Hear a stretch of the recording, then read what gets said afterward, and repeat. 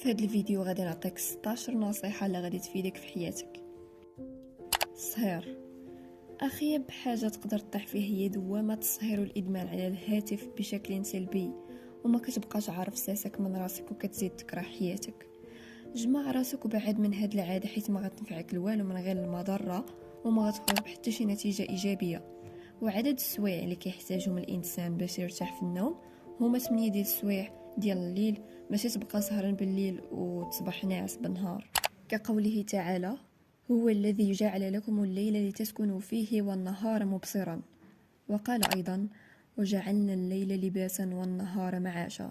انا بعدا شخصيا كنولف السهير شي ايام ما كنبقاش حامله راسي حيت كتولي تفيق معطل. داركم كيتغداو وانت عاد كتفطر، هما كيديروا كاسكروت وانت عاد كتغدى، اذا ما بقيتيش محافظ على النظام الغذائي والذاتي. الصلاة اهم حاجه في حياه الانسان هي الصلاه. شوف حيد ديك الفكره ديال انك ما كتصليش حيت ما عندكش الوقت، ولا باقي ما ولفتيش تصلي، ولا كدير شي حاجه خايبه.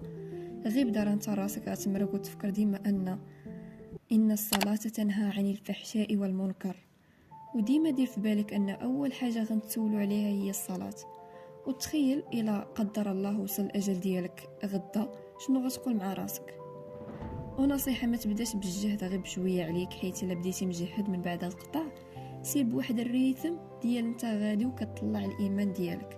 بدا تصلي غير الفرائض الخمسه اللي هما الاساس، ماشي شي حاجه اللي صعيبه، راه غير 3 دقائق ما كاملاش، هادشي اللي زربتي. اما الا طولتي 10 دقائق ما كاملاش في كل صلاه راها غير ولف. نهار اللي غتبداها واخا يقولوا لك والديك قطعها ما غتبغيش، ونتمنى لك التوفيق.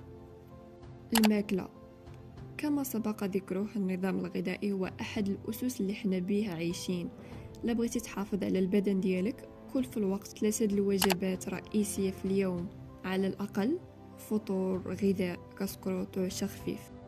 الوالدين عندهم دور كبير في الحياة. نهار اللي خطاوك والديك غتعرف بقيمتهم، حافظ عليهم قبل ما يفوت الفوت. خذ الرضا ديالهم، بغاو السخرة يلقاوك موجود، ما تخليش اي حاجة كيف ما كانت لاهيك عليهم.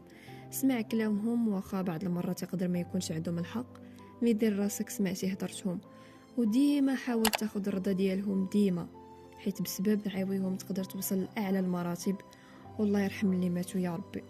الجيران، الجار وصانا عليه الرسول صلى الله عليه وسلم: ما تأذيه ما يأذيك، وتعامل مزيان حيت غيجي واحد النهار غتحتاجو وهو كذلك.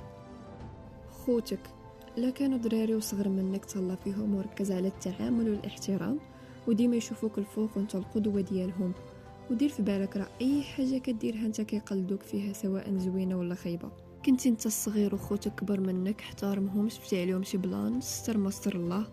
انت غتكبر وتقدر دوز من داكشي وتندم، تقول كون غير سكت. عندك خواتاتك بنات، خاصك تخليهم يحسوا باللي بصح عندهم خوهم، عاملهم مزيان وسولهم ياك ما خاصهم شي حاجه، شنو كيبغيو شريها ليهم، ما تضربهمش، وخلي ديما ديك المسافه الاخوه قريبه بينك وبينهم. الرفقه السيئه، رفقاء السوء بعد منهم قدر المستطاع. اولا ما غادي يفيدوك بوالو، ثانيا غادي يجيبوا لك غير المضره، شنو في جهدو غيكون كيعرف يدير كاع. والرفقه السيئه هي في سبب ضياع مستقبل عديد. هادشي كله ما كيسوى والو قدام رفيق صالح اللي يقدر يلقى خدمه ويقول دوك الناس خاصنا شي واحد، ولكن يكون ثقه غطيح له انت في بالك. وهذا غير مثال، وعطى الله باش يفيدك وتفيدو.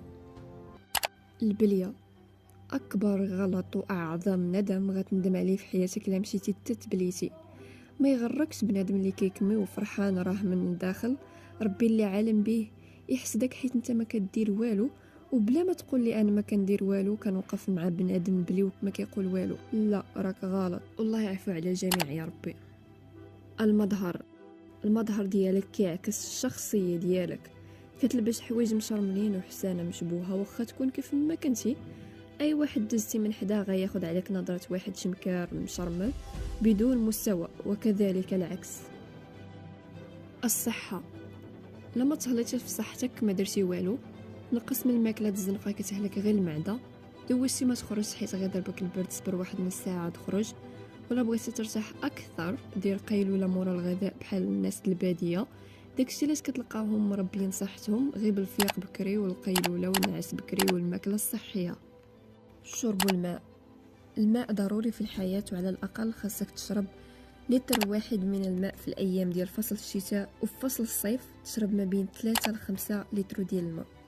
وما تقولش لا راه كنسى نشرب، ديما حط حداك قرعة كبيرة ديال الماء، حيت بمجرد غتشوفها غتفكر تشرب.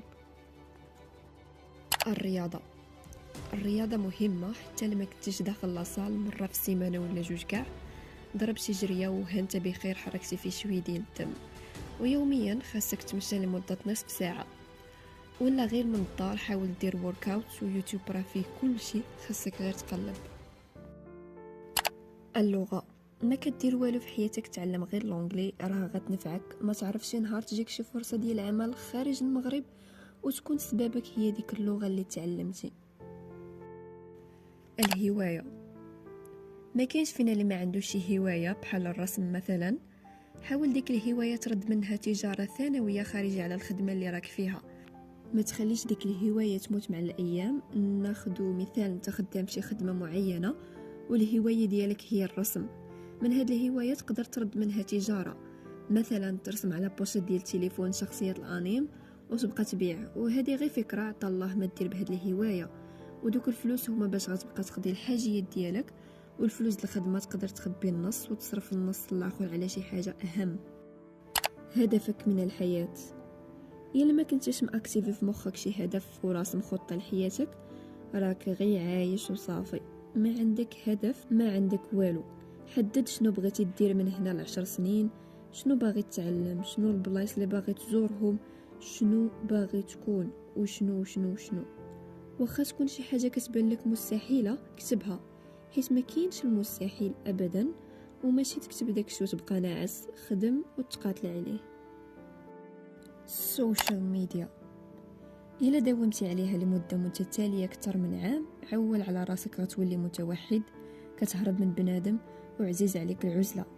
تقدر تجيك غريبة، ولكن هاد السوشيال ميديا راه مشكل كبير. حاول تنقص منها ونظم وقتك، وما تفرط في الاستخدام ديالها. والتطبيقات اللي غير زايدين ما عندك ما دير بيهم، وكثرة الجروبات والمساجات قلل منهم. وهذا مكان. إلى هنا ننتهي، شكرا حيت فرجتي. Would you lose yours with me?